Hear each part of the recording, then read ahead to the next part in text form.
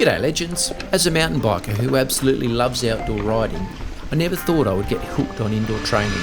But here I am, having recently completed a 12-week training plan on Zwift and absolutely loving it. So if you're like I was just a few months ago, blissfully unaware of just how good indoor training is, then this video is for you.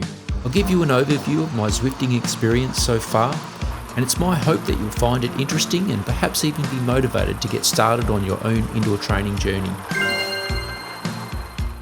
What is Zwift? Zwift is some software that runs on your computer or device and connects your smart trainer to a virtual riding world. Interestingly, it also supports runners, although you don't see too many of those around. What do I like most about Zwift? The best thing is that the exercise makes me feel good. After a day's work on the computer, it feels awesome to get a good sweat up and let the endorphins run free. Secondly, the fitness benefits are amazing. The workouts have improved my fitness a heap, and it means that when I do get out for a real ride, I'm able to make the absolute most of it. Another great thing about Zwift is the convenience. I've got it set up in the garage and it only takes me around 5 minutes to get the laptop hooked up and ready to go. One unexpected benefit of Zwift that I've found is how much I've learned about riding and fitness in general. The workouts are particularly good at this because they talk about a whole bunch of different concepts and relate it directly to what you are doing in the workout. What does my Zwift setup look like? My setup is pretty simple and I don't have a lot of room, but it's enough. After procrastinating on buying a smart trainer for at least a couple of years, I finally splashed out and bought a Wahoo Kicker smart trainer. It's not often I get out on the road these days, so I've installed my old 10-speed road bike onto the Kicker, and it lives there pretty much full time. And I've got Zwift installed on an old gaming laptop and it runs with no problems. Thanks to Sam, I've got a nice big monitor that I plonk in front of the trainer and connect it up to the laptop via HDMI. And thanks to Pete, I've got this kick-ass fan which I only ever use in the lowest setting. And finally I use a jet black heart rate monitor chest strap, and it connects directly to Zwift on the laptop. What can you do in Zwift?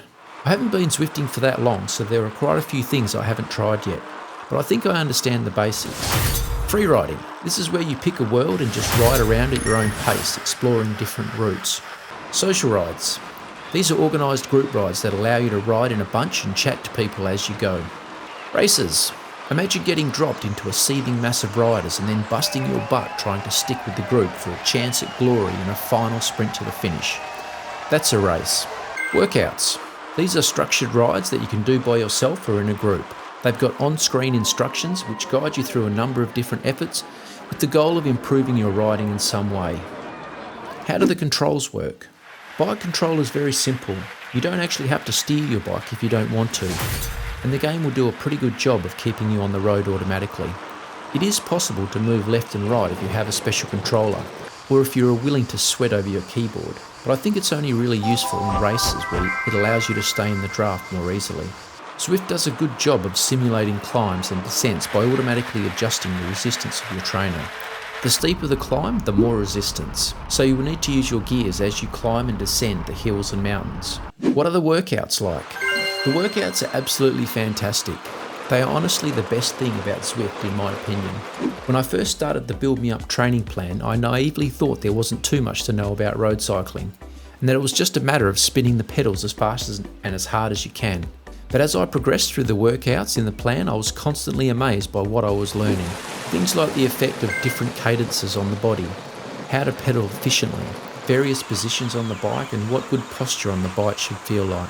So what does a workout look like? It's basically a number of efforts of a fixed duration that you have to complete at specific power levels, and often with other requirements such as target cadences and certain bike positions. There are handy little text prompts all throughout the workout to provide instruction, motivation, and to keep you informed about what is coming up next. I had a little eureka moment in a recent workout, which is something I credit to the structured workout style. It was during one of the more intense weeks when I was feeling quite fatigued and really struggling to complete the workouts. During the hard efforts, I started catching myself thinking about how much I still had to go and how hard it was and how I couldn't possibly do this another X number of times. And I realised that I needed to stop that and focus on just getting through this current tough effort. Then repeat this process and absolutely I could get through it. Basically the old saying, focus on what's in front of you, not what's ahead. Not that I haven't spat the dummy in a couple of workouts since then, but it has made me very aware of it and allows me to do something about it. What are the training plans like? Great, fantastic.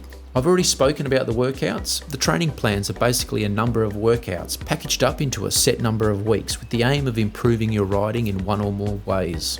You need to be very careful when selecting a workout as they all have different requirements in terms of hours per week and total number of weeks.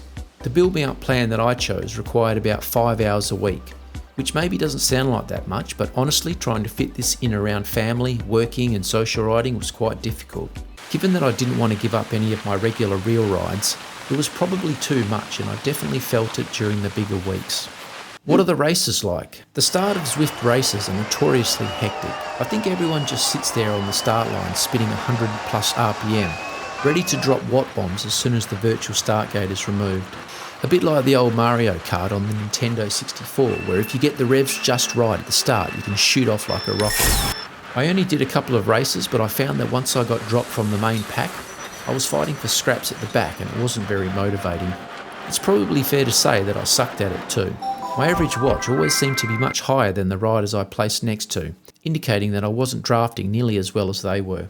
Overall it was kind of fun, but I need to do a few more races and perhaps it will become a bit more enjoyable for me. What is the free riding like? Zwift allows you to simply jump on the trainer and start riding around in virtual worlds. Wytopia is a futuristic world where you'll probably spend most of your time, but there are other more realistic worlds modelled after some famous cycling locations. As you ride around, there are a few things to keep you entertained.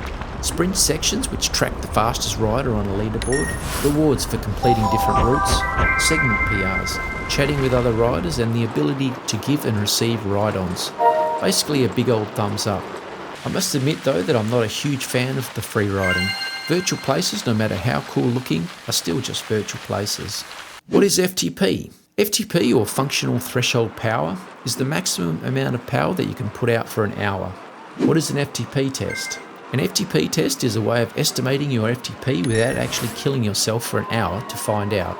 There are different tests available, but in the training plan that I did, it started with a ramp test to baseline my FTP, and then culminated with a 20-minute average watt test to see if my FTP had improved. What is my FTP?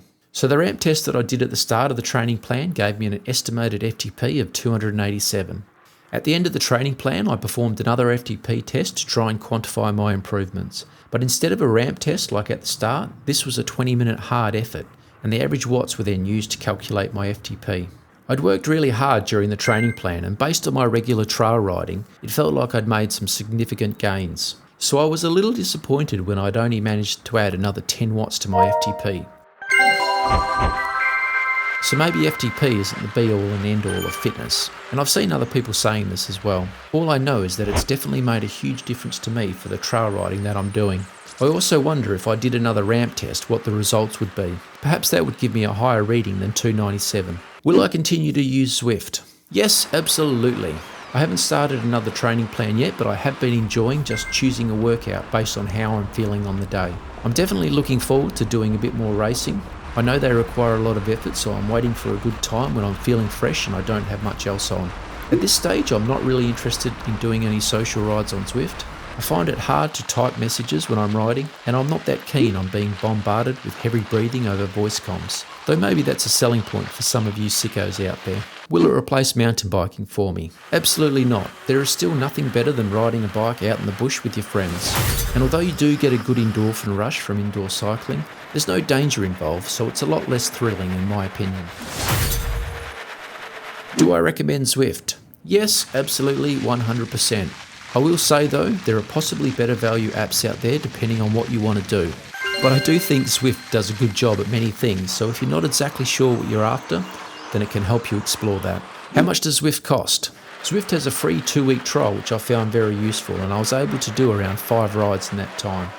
After that, it's $30 a month, or you can choose to pay $300 annually and save yourself $60 a year on the monthly subscription price. Hey, that's all I've got time for. Thanks for listening. Hope you enjoyed it. I'll see you on the Zwift trainer, I guess.